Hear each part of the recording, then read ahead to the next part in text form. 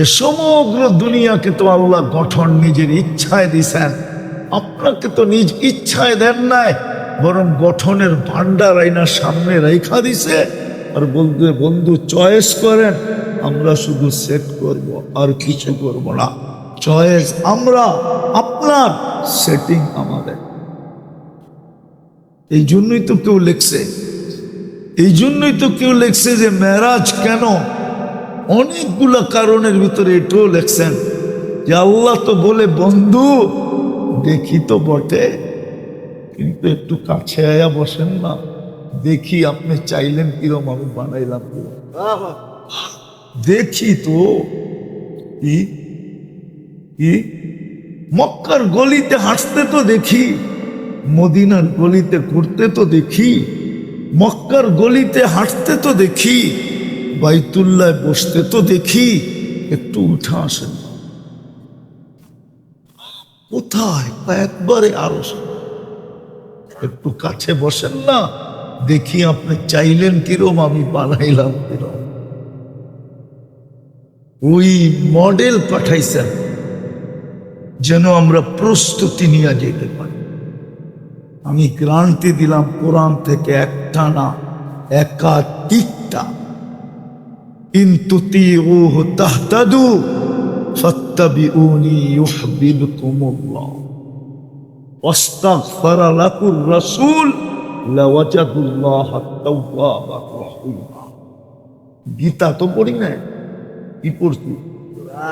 কোরআন। হাদিস বাদিয়ে দিলাম, কোরআন তো দিলাম। ইন মান আতা আর রাসূল ফাকাদ আতা আল্লাহ।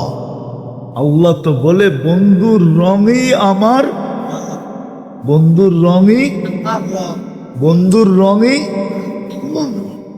রঙিন হয়ে দেখ না। হায় হায়, এই জন্যই তো আবু বকর সিদ্দিক, এই জন্যই তো ওমর ফারুক, এই জন্যই তো আলী মুর্তাদা, এই জন্যই তো ওসমান গনি, এই জন্যই তো খালেদ সাইফুল্লাহ। এক একজনের উপাধি দেখেন কেন? এই জন্যই তো বেলাল জমিনে হাঁটে জান্নাতে পদধ্বনি হয়। এই জন্যই তো বেলাল মদিনার থেকে দূরে যাইতে দেরি, ডাইখা আনতে দেরি করেন না। এই জন্যই তো কিয়ামতের দিন বেলাল আল্লাহ রসুলের পায়ের নিচ থেকে উঠবে, দুনিয়া পায়ে হাইটা কিয়ামতের মাঠে যাবে। বেলাল রাদিয়াল্লাহু তাআলা লাল উটের উপরে চলে যাবে, তাও আল্লাহ রসুলের আগে আগে। কিতাবে আছে আল্লাহ রসুল বলে আমি রওজা থেকে উঠবো, বেলাল আমার পায়ের নিচের থেকে উঠবে। আমার বুরাক আনা হবে, তা আমি চোরা যেতে থাকবো, তো সামনে দেখবো কে জানি যায়, জিজ্ঞাসা করবো আমার আগে কে কে কে এটা, তো বলতেছে বেলাল। হায় যুবক, তোমাদেরকে তো এই জন্যই বলি, কাকে তোমরা মডেল বানাইলা? তোমাদের চুল দেখলে তো মনে হয় না তোমরা কাকে মডেল বানাইলা। দুনিয়াতে তো এই চুলের ডিজাইন আমি দেখলাম না, পরে বহুত কষ্ট করে নেটে খুঁজা দেখি সব নেটের মডেল, মুহাম্মদুর রাসূলুল্লাহর মডেল। তুমি তো যাত্রী, তুমি তো বড় দামি, মা বোন তো জানেই না যে আর জান্নাতের চলন কিরম হবে। আমার কাছেও তো সময় নেই, আমি এখান থেকে চিটাগাং যাব, রাঙ্গনিয়া লিচু বাগান এখন সেই বাংলাদেশের এক মাথায়। আগে আসলে শোনানো যেত, মা বোনরা তো জানেই না এই জান্নাতে তার চলন কিরকম হবে, তার চলন দ্বারা জান্নাতে কি ঘটবে জানি না। যুবকরাও জানে না, ও তো জানেই না জান্নাতে কি মিলবে। জানো? জানো তো, যেটা জানে ওটার জন্যই তো পাগল। জানে শুধু ইন্টারনেট, জানে শুধু মোবাইলের সেট চেঞ্জ করা, জানে শুধু বাইক চালানো, ঠিক না? আর পিছে কেউ থাকলে তো কোনো কথাই নেই, ফুল চার্জ, ঠিক না? কালকেই যেতেছিলাম আমি টাঙ্গাইল, হায় আফসোস, আমার এখনো ভিতরে রক্তক্ষরণ হইতেছে। আমি যেতেছিলাম কালকে টাঙ্গাইল, টাঙ্গাইল আমার প্রোগ্রাম ছিল, ধনবাড়ির থেকে শুরু। আমি যখন যেতেছিলাম কোনাবাড়ি ফ্লাইওভারে ছিলাম, কোনাবাড়ি ফ্লাইওভার চিনেন? গাজীপুর। হায়, দুটা ছেলে মোটর সাইকেল, যুবক তো যুবকই হয়, স্টাইলে চালায় আসতেছিল দুইজনে, পিছের থেকে গাড়ি এত জোরে মারছে, মধ্যখানের ডিভাইডার এই পরে মুখ গুন্ডার হয়ে গেছে, এই পাশে চলে আসছে দুজন, একজন মনে হয় জায়গায়। আমার সামনে একটা কাভার ভ্যান ছিল, আমি কাভার ভ্যানের পিছনে ছিলাম, আমি ওদেরকে দেখা মনে করতেছিলাম যে এই কাভার ভ্যানালা মারছে। আমি রিক্স নিয়ে কাভার ভ্যানালাকে থামাইছি। ও বলতেছে, হুজুর আমি আপনাকে চিনি। আমি মারি নাই, ওদের হুন্ডা ওই পারে দেখেন, ওই পার থেকে মার। হায় যুবক, এই তো জীবন। প্রস্তুতি কতটুকু? প্রস্তুতি তো কঠিন ছিল না, এটাও দেখায় শেষ করতেছি, কঠিন তো ছিল না। আল্লাহর রসুল তো আমাদের জন্য এতটুকু বলছিলেন, লাউ আমিলতুম উসরামা উনজিলা বি লানাজা। এই সময়ের প্রেক্ষাপটে যদি 10%ও মানি, 100%-এর নাম্বার দিবে। 10 × 10 কত হয়? হুজুরে ইন্টুও বোঝেন। 10 × কত? 100 নম্বরে পাস। আমি তো বলি এই উম্মত যদি একটা কাজ করত, আল্লাহ তো বুঝাইতে চেয়েছেন, ইয়াবসুতু ইয়াদাহু লাইলান হাত্তা ইয়াতুবা মাসিআন নাহার। আল্লাহ বলে তুই সারাদিন গুনাহ করছিস, তাতে কিছু আসে যায় না। সূর্য ডুবতে দেরি, যদি হাতটা উঠায় মাপ চাইতে দেরি না করতে, নাইলে তো এই কথা বলতেন না, ইয়াবসুতু ইয়াদাহু লাইলান হাত্তা ইয়াতুবা মাসিআন নাহার। হাদিসের অর্থ এটাই বোঝায় যে তুই সারাদিন গুনাহ করছিস, যদিও সূর্যের আলোতে অপরাধ বড় লজ্জাজনক অপরাধ, আল্লাহ বলে তাতেও কিছু আসে যায় না। সূর্যটা ডুবতে দেরি, তুই যদি মাপ চাইতে দেরি না করতে। আবার দিনের বেলা বলে ইয়াবসুতু ইয়াদাহু নাহারান হাত্তা ইয়াতুবা মাসিআল লাইল। আল্লাহ বলে সারাদিন গুনাহ করছিস, রাত্রে যদি চুপে চুপে হাতটা উঠায় দিতি, সূর্য ডুবতে দেরি, আমার কোনো বিষয় ছিল না, তুই কত গুনাহ করলি। কিন্তু বলেন আজকে এই সূর্য ডুবার পরে এই মজমায় কে আছে যে এক কোনায় যে বলছে আল্লাহ মাফ করে দেয়? বলেন, আল্লাহ মাফ চাই, আল্লাহ সরি, কে বলছে? আল্লাহ তো বলে ইয়াবসুতু ইয়াদাহু নাহারান, রাতের অন্ধকারকে সুবর্ণ সুযোগ মনে করে তুই সারা রাত্র গুনাহ করছিস। এই যুবকরা নেটের ভিতরে সারা রাত্র ইন্টারনেটে, সারা রাত্র ইয়ারফোন লাগায় শুনতে। সকালে উঠা মা জিজ্ঞাসা করে তোর কানে কি? ও শুনতে শুনতে ঘুমায় গেছে। অনেক যুবক বলে মিউজিক না শুনলে ঘুম আসে না।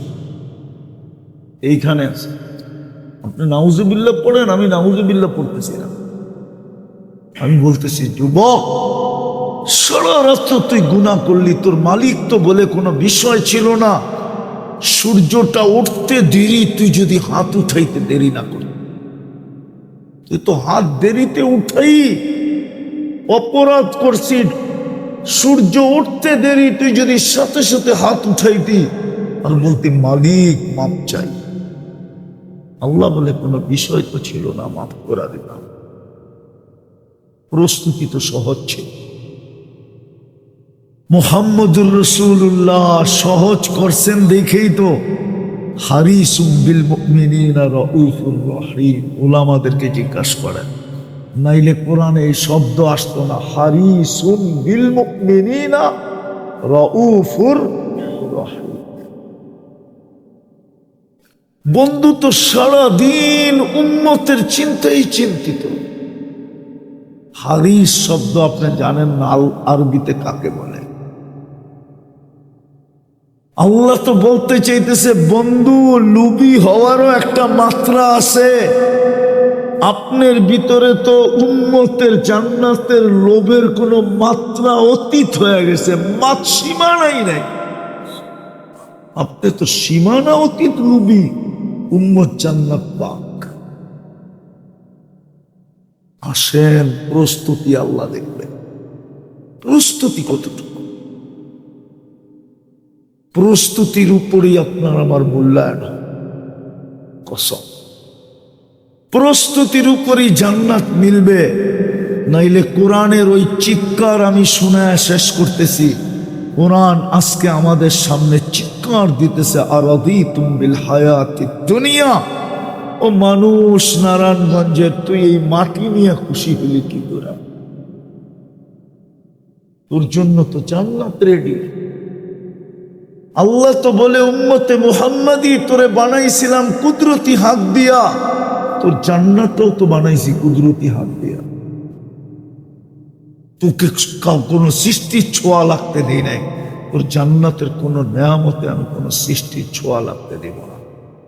কাপড় শিলাবে দর্জি না, আল্লাহ কুদরত দিয়ে শিলাবে। পাক করবে কোনো বাবুর্চি না, আল্লাহ কুদরত দিয়া পাক করবে। ফার্নিচার কোনো মিস্ত্রি বানাবে না, আল্লাহ কুদরত দিয়া বানাবে। কোনো সৃষ্টির ছোঁয়া লাগতে দেবে না। বাড়ি কোনো ফেরেশতা বানাবে না, আল্লাহ কুদরত দিয়া বাড়ি বানাবে। এরকম বাড়ি আসেন, শেষ জায়গায় চলে আসছে। যদি এতটুকুই বুঝে আসা থাকে তাইলে এতটুকুই যথেষ্ট। কি প্রস্তুতি নিতে রাজি? মন বলে প্রস্তুতি নেওয়া উচিত। এত যুক্তি তর্কের পরেও যদি মন না বলে, হায় হায়, তাইলে তো বড় বিপদের আশঙ্কা। তাইলে মনে করতে হবে আমি বেঁচে থাকলে কি হবে, আমার ভিতরটা ডেট, আমার ভিতরটা মরে গেছে। ভিতরটা কি মরে গেছে? মরে গেছে, ভিতরটা শেষ। আমি বেঁচে থাকলে কি হবে, ভিতরটা ডেট। হতে পারে যদি জ্বরের থেকে কেটে গেল আর পানি ডাললেও হবে না। গাছের যখন শিকড় থেকে কেটে যায়, কাটা হয়, আর পানি ডাললেও কিছু হয় না। হয় তো প্রস্তুতি নিতে রাজি? কে কে রাজি বলেন? পাক্কা? তাহলে বলেন আল্লাহ অতীত থেকে তওবা করব। বলেন মসজিদের ছাদে আপনারা নামান, আজকে তো আল্লাহর ঘরের ছাদে বয়ে তওবা করতেছেন। আল্লাহর ঘর সাক্ষী আপনাদের তওবার। ময়দানে হইলে আমি বলতাম না, আপনি তো আল্লাহর ঘরের ছাদে। এটা মসজিদ না, আল্লাহর ঘর আপনার তওবার সাক্ষী। যদি মনের থেকে করে থাকি তাহলে কিয়ামতের দিন আল্লাহর ঘর সাক্ষী দিবে। আমার পেটে তওবা করতে, পেটে। আপনি জানেন না এই ঘর কার? কার ঘর? আর দুটা কাজ করতে পারবেন? পারবেন? যুবকরা কি বলে? পারবা? পাক্কা? ফাক্কা? ওয়াদা? বলমু? ভুল হবে না তো? প্রথম যখনই ঘুমাইতে যাব তখনই আল্লাহর কাছে মাপ চায় ঘুমাবো। হতে পারে একদিন ঘুমাবো আর উঠবো না, সুযোগ আমার হাতের থেকে চলে যাবে। ওই আল্লাহওয়ালার কথা সত্য হবে। যদি আধ্যাত্মিক শক্তি থাকতো তাহলে আমি নিয়ে যেতাম আপনাদেরকে। নারায়ণগঞ্জের একটা বড় কবরস্থান আছে না, চিনেন? ওইখানে নিয়ে যেত আর চোখে আঙ্গুল দিয়ে দেখায় দিতাম। বহুত মানুষ পাওয়া যাবে 24 ঘন্টা মাপ চাইতেছে, কিন্তু একবারও আল্লাহ তাকায় দেখেন না। আল্লাহওয়ালা যুবককে এটাই বলতেছিল, যুবক আমি কবরস্থানে দাঁড়ায় কাঁদি কেন জানিস? আমি চোখে দেখতেছি এখানে বহুত লোক আছে 24 ঘন্টা মাপ চাইতেছে, আল্লাহ একবারও তাকায় দেখে না। কিন্তু এই মানুষগুলোই যখন জমিনের উপরে ছিল 24 ঘন্টা আল্লাহ মাপ করার জন্য ডাকতো, কিন্তু বলতো ব্যস্ততার কারণে একবারও হাত উঠায় মাপ চাওয়ার সুযোগ হইতো না। এই জন্য পায়ে হাত দিয়া বলে, বিশেষ করে যুবকদের, আমি চাই তোমাদের সাথে আমার আড্ডা হোক জান্নাতের সহিত। কসম ভিতর থেকে বলছি না, আমার এই ময়দানে নামার কথা ছিল না। আমি নামছি যুবকদেরকে দেখে। আল্লাহ আমাকে সাকসেস করছে। এই জন্য রাস্তাঘাটে, হাইওয়েতে, যেখানেই যাই, যুবকদের সাথে আমার বিরাট বড় একটা সম্পর্ক। ওরও ছুটে আসে, আমারও দাঁড়াইতে ভালো লাগে। কত ছেলেকেই তো দেখি ডেলি দাঁড়াইলেই চোখের পানি ছেড়া দেয়। ফোন তো আসেই আসে, সচক্ষে দেখি। আমার মন চায় তোমাদের সাথে আমার আড্ডা জান্নাতের সমুদ্রের সৈকতে হোক। ওইখানে রাখা আছে সব। তো যেটা বুঝাইতেছিলাম, যখনই ঘুমাবো তখনই কি করব? আল্লাহর কাছে মাপ চায়া ঘুমাবো। পারবেন? মনে থাকবে তো না ভুলে যাবা? পাক্কা? না না, কোরআন বলে ভুলে যাবে। ওমা আনসানিহু ইল্লা শাইতান। ভালো কথা শয়তান মনে রাখতে দেয় না। এই জন্য আমি একটা পদ্ধতি শিখাইয়া দিতেছি। সবাইকে একটা সাদা কাগজ নেন, বড় অক্ষরে ওর উপরে লেখেন, আমি মাপ চায়া ঘুমাবো। আমি যেইখানে ঘুমান ওইখানে এটাকে টানায় রাখেন, যাতে ওইখানে ঢুকলেই চোখে পড়ে আর মনে উঠে। তখন দেখবেন মন বলবে মাপ চায়া ঘুমাই। কসম, 6 মাস করে দেখেন। যুবক, তোমাদের পায়ে হাত দিয়া বলি, মামুনরা শুনতে থাকলে তাদেরকেও বলি, 6 মাস টানা করো। 6 মাস যাবে না, আমার বিশ্বাস। তোমরা আমাকে খোঁজবা শুধু মনের কথাটা বলার জন্য, যে হুজুর শিখাইলেন কি, করতেছি কি, আল্লাহ দেখাইতেছে। আল্লাহ তোমাকে দেখাবে, কসম। হ্যাঁ হ্যাঁ, আমি একদিন ভোলা গেছিলাম। ভোলা রাত্রি আমি স্পিরিট বোর্ডে ফিরবো। ভোলার থেকে বরিশাল আসবো স্পিরিট বোর্ডে, তখন রাত্র 1টা বাজে। শীতের দিন, কুয়াশার দিন। আমার গাড়ি চলতেছিল দ্রুত গতিতে। আমি দেখতেছিলাম একটা বাইক ছুটে আইতেছে তুফানের বেগে। আমি ড্রাইভারকে বললাম, একটু থামাও। তো যখন বাইকটা আসলো, ছেলের যুবকটা নামলো, হাতটা ঠান্ডা।